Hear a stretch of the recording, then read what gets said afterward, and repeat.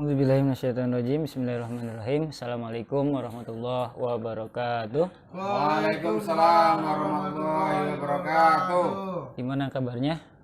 Sehat ya? Alhamdulillah. Alhamdulillah, kita ketemu lagi di malam Jumat yang insyaallah mubarakah ini.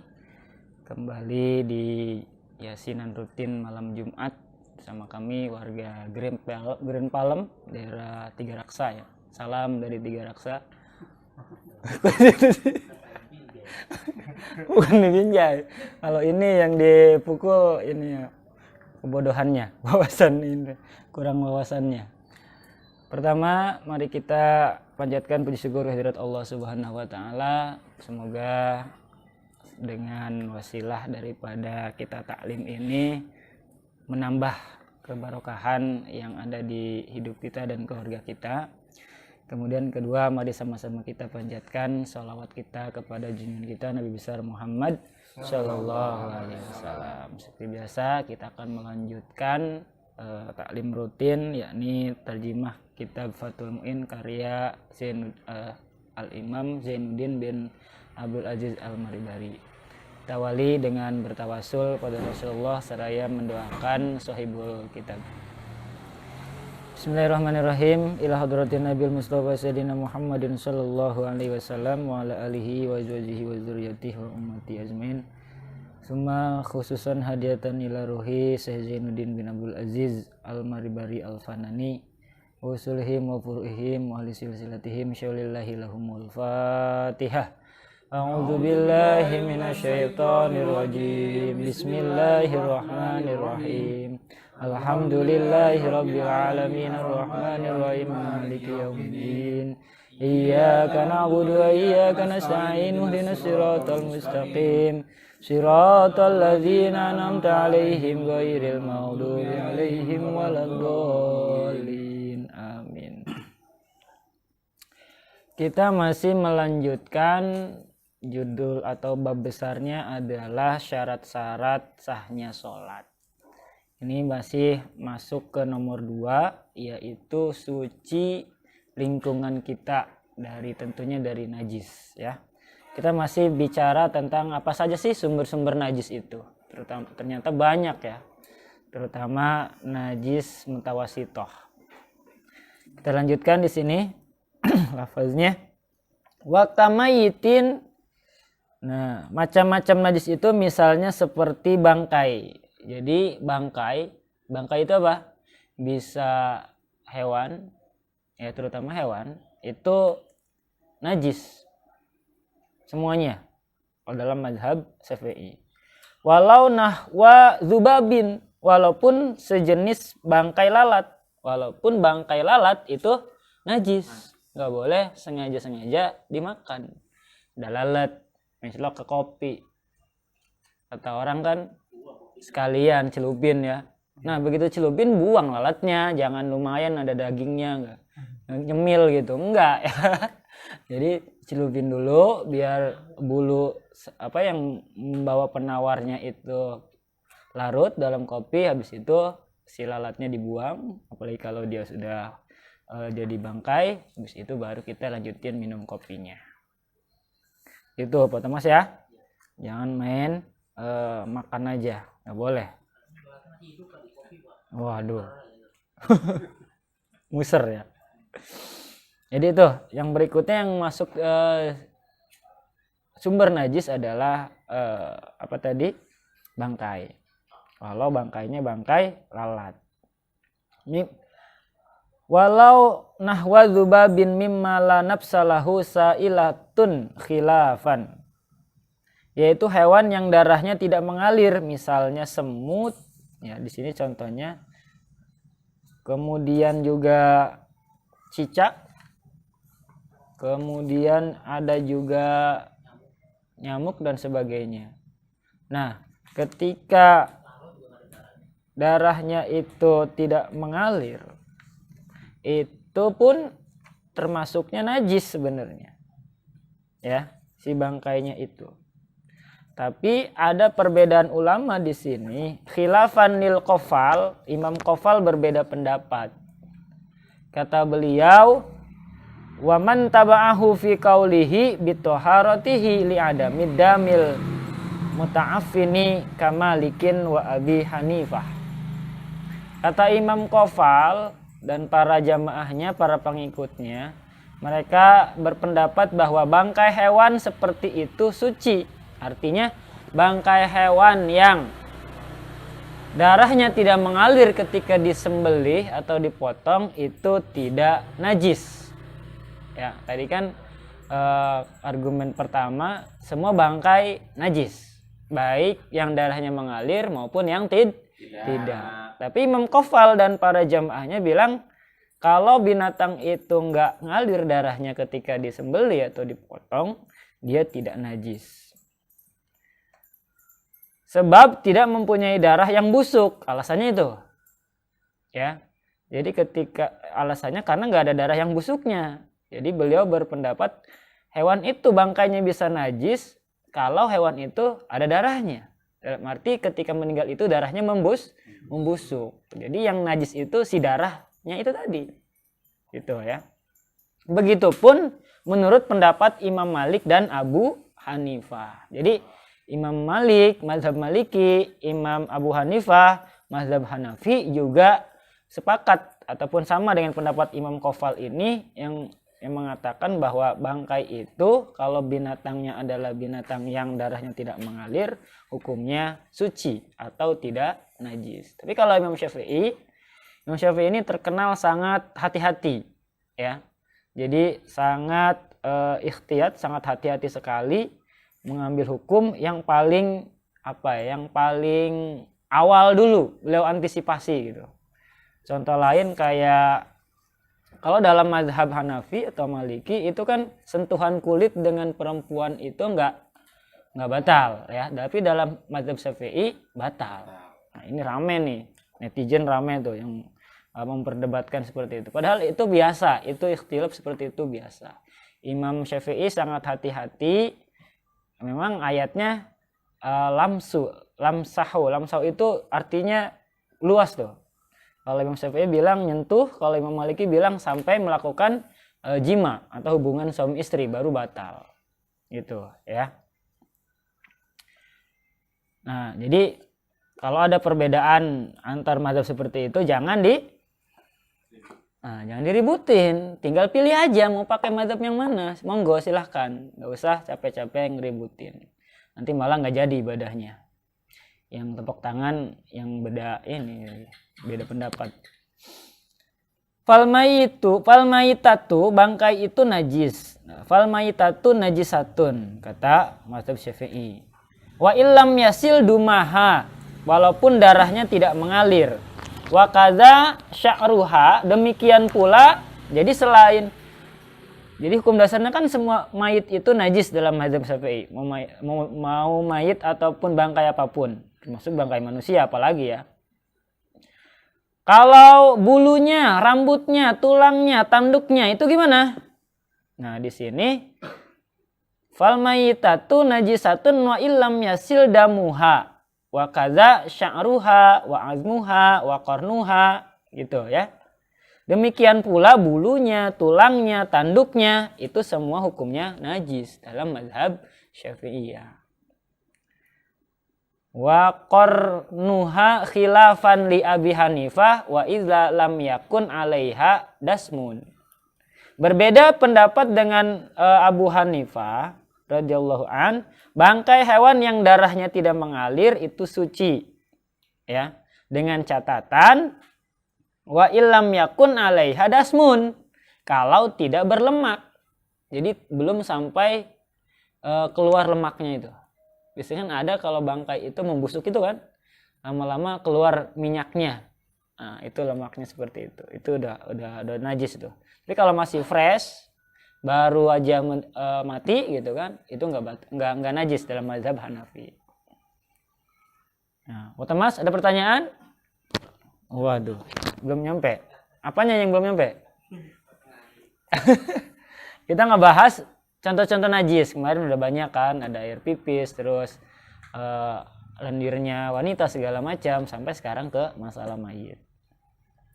Wa aftal Hafiz bin Hajar Al-Asqalani, Al-Hafidz Ibnu Hajar Al-Asqalani berfatwa, bisihhatis shalah idza hamalal musolli maitatun zubabi maitata zubabin. Sah salatnya seseorang bila bangkai lalat terbawa olehnya. In kana fi mahalin yasyuqqul ihtirazu anhu. Kalau ia berada pada suatu tempat yang sulit menghindari bangkai lalat itu. Kita lagi sholat, nggak sengaja, mungkin di sarung kita, di sebagian lepitannya, ada bangkai lalat. Sedangkan tadi, ya, argumen awalnya adalah semua bangkai itu dalam mazhab Syafi'i najis. Teorinya kalau najis ke bawah sholat, maka sholatnya nggak sah. Tapi di sini Imam tadi Ibnu Hajar Al-Asqalani yang merupakan guru langsung dari pengarang kitab ini itu mengatakan tidak apa-apa bangkai lalat tadi, dengan catatan kita nggak tahu gitu. Sulit untuk menghindarinya, ya nggak tahu. Kalau tahu ya dibuang dulu bangkainya. Iya, jangan malah dibiarin. Gitu. Alhamdulillah nih malam ini rame nih komplek kita.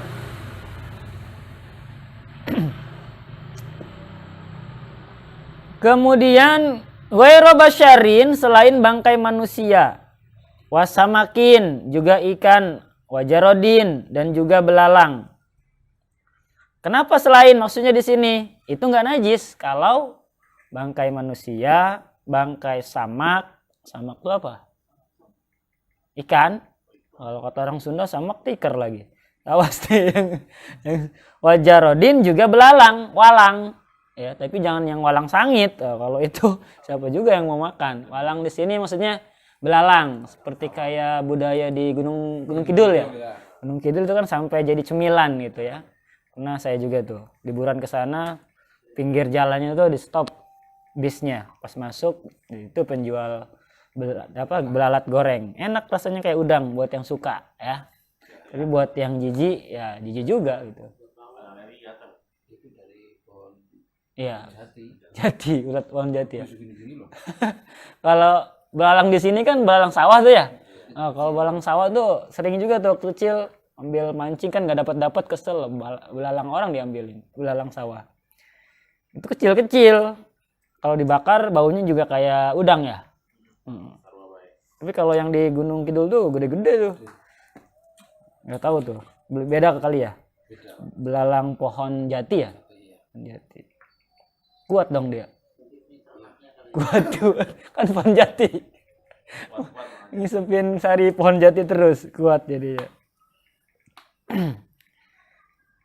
Jadi bangkai selain manusia, maaf kalau manusia bukan bangkai bahasanya apa?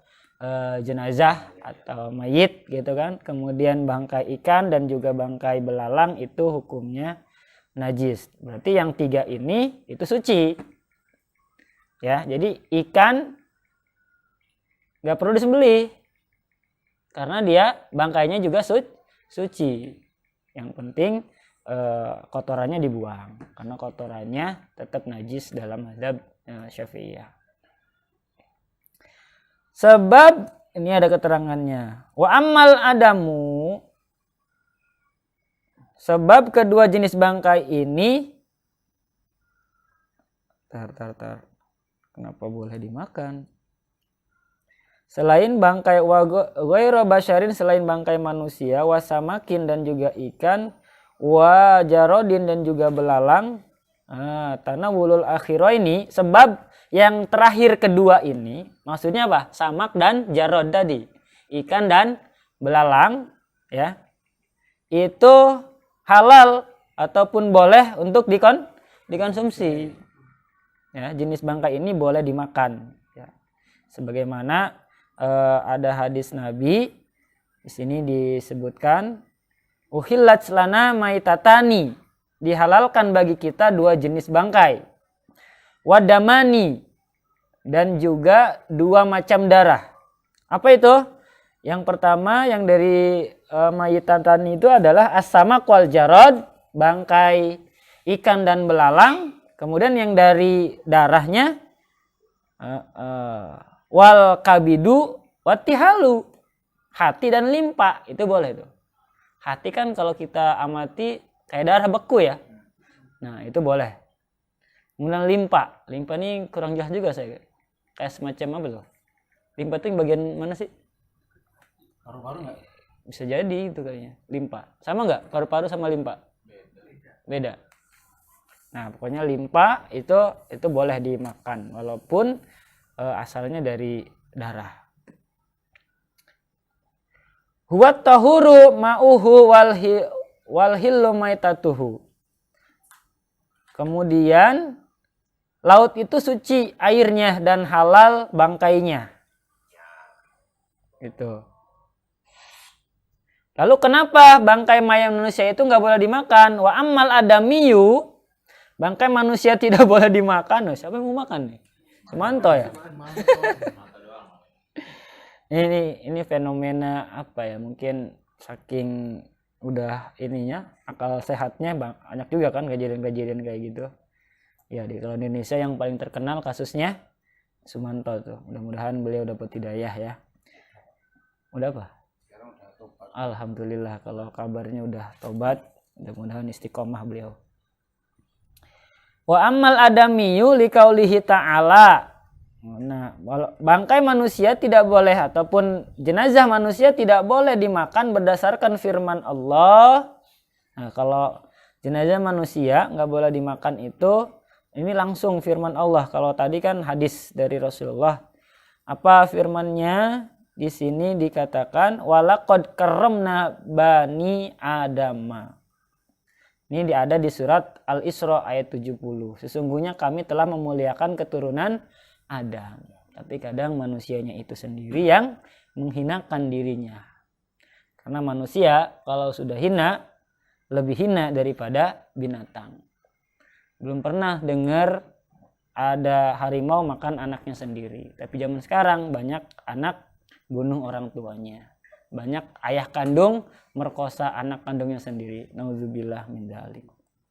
Itu yang disebut dengan manusia itu kalau sudah buruk, sudah nggak ada akhlaknya, sudah nggak mau nerima nasihat, bahkan lebih hina ketimbang binatang sekalipun. Ya. Kemudian waqadiyatut takrimi, dasar memuliakan itu ialah mayitnya atau jenazahnya tidak dianggap najis. Jadi wujud dari pemuliaan Adami ataupun keturunan Nabi Adam, kita ini manusia, itu bangkainya tidak dianggap najis. Walaupun secara fikih kan kita harusnya darah kita mengalir, gitu kan? Tapi ada pengecualian, itu karena manusia itu dimuliakan oleh Allah Subhanahu wa taala. Kemudian allayuh kama binajasatihim bil mauti wa ghairu saidin lam tudrak dakatuhu wa janinin muzakkatin mata bizakatiha.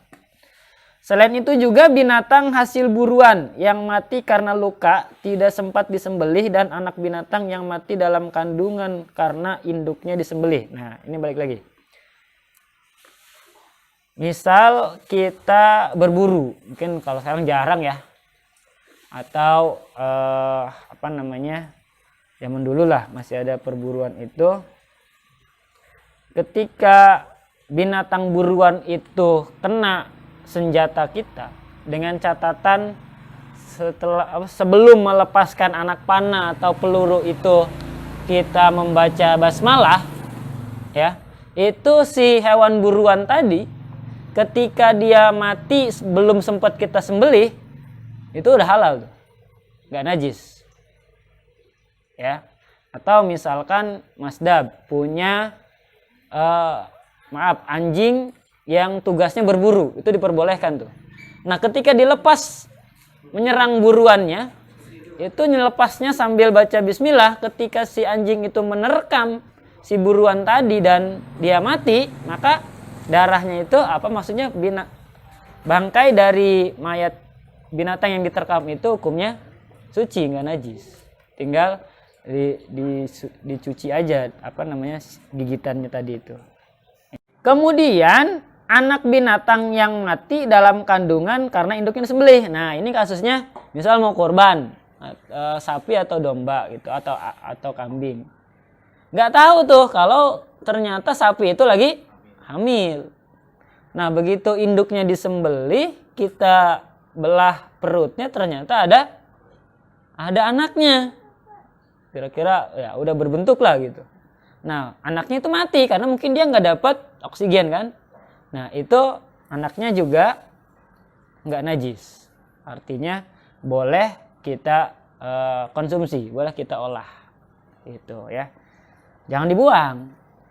Kalau dibuang justru mubazir. Boleh kita konsumsi. Terus ada kasus lagi gimana misalkan Pak Thomas beli jeruk atau beli apel, dalamnya ada uletnya. Sering kan kayak gitu? Nah, itu gimana makan ulet tuh? Najis enggak? Pak Thomas? Misal nggak kelihatan, main kerauk aja gitu kan? Ternyata najis. Oh, itu fatwa itu baru tuh. Ketua DKM baru itu fatwanya. Aduh. Wayahillu aklududin makulin ma'ahu, katanya di sini. Halal, Pak Thomas, memakan ulat dalam buah-buahan yang termakan beserta buahnya. Contohnya di sini kayak pete, itu sering kan? Nah, kita makan pete tuh, ya ada bonus dagingnya nggak apa-apa itu, ya. Kemudian wala yajibu ghuslu, dan tidak wajib mencuci mulut lantaran memakannya. Jadi ketika kita habis makan pete yang ada lalatnya atau yang ada uletnya atau buah apapun gitu ya. Itu kan kalau kita kena najis harus dicuci. Nah, kalau ini walaupun di dalam buah-buahan itu ada uletnya, misalkan ulet itu kita makan, otomatis kan harus hukum asalnya itu kan kita makan mayit, makan apa? Makan bangkai. Itu kan najis harusnya. Tapi di sini tidak. Jadi boleh tidak dicuci. Itu ya. Mana dasar hukumnya lagi, mana keterangan yang lain lagi yang menjadi rujukan. Di sini disebutkan wa nukila fil jawahiri, dalam kutipan kitab Jawahir, an ashabi, dari sahabat Imam Syafi'i diriwayatkan, la yajuzu aklus samaki, dinyatakan tidak boleh memakan ikan muhilla yang diberi garam. Nah, kita sering nih ya. Tapi jangan di stop sampai di sini nih, ntar pada ribut semua nih. Tidak boleh memakan ikan yang diberi garam, tapi ada kelanjutannya. La yajuzu aklu samak muliha walam yunza, jika belum dikeluarkan isi perutnya. Mau bakar ikan nih, bakar-bakaran. Belum dicuci bersih, isi perutnya belum dikeluarin, kotorannya kan? Ya, kotoran si ikannya tadi. Udah kita balurin garam. Main bakar aja. Itu enggak boleh. Harus dibersihkan dulu.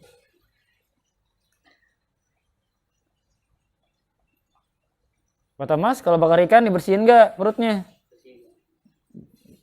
Dicuci ya. Walam yunzama fi jaufihi. Iya betul. Ay minal mustaqdaratin wa zahiratin wa zahiruhu la farqa baina kabirihi. Pernyataan itu tidak membedakan antara ikan yang besar maupun ikan yang kecil. Itu. Wa sagirihi. Lakin zakara syekhuna, akan tetapi syekhuna atau syekhuna tadi Imam Ibnu Hajar al-Asqalani menerangkan bahwa boleh memakan ikan kecil. Lakin zakara syekhoni, jawaza aklis sohiri ma'a ma fi jaufihi li usri tankiyati ma fihi. Gitu Pak Thomas, ngerti kan?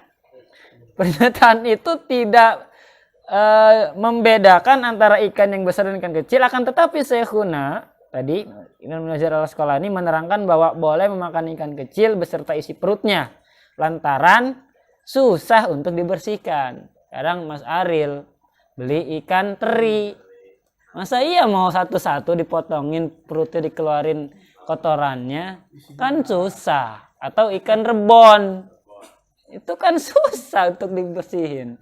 Ya, nah kalau yang seperti itu kita ikut pendapatnya Imam Ibnu Hajar al-Asqalani, boleh nggak apa-apa langsung dimasak gitu ya. Sampai sini yang mau nanya monggo. Raya mau nanya? Kenapa belum bobo nih Raya nih? Nunggu babanya. Emang anak perempuan biasanya lengket sama babanya ya. Ada? Pak Thomas? Pak Elok? Pak RT Andre? Pas ini.